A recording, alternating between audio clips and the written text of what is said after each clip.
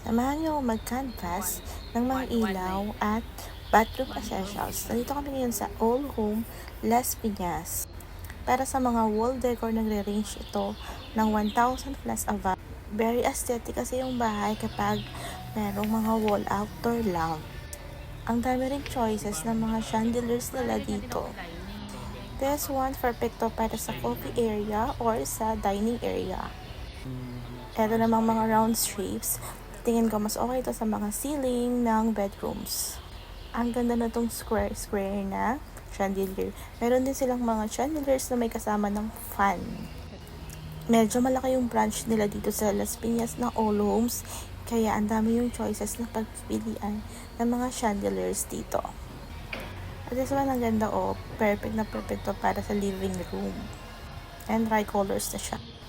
Ito naman yung para sa mga dining or sa coffee station.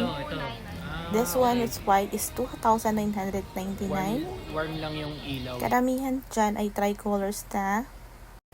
Tricolors na yung mga yan. Bet na bet ko to maraming mga ilaw na to. Bet na bet ko siya. O diba? So, ito naman may kasama na siyang fan. The price is around 10,000 plus.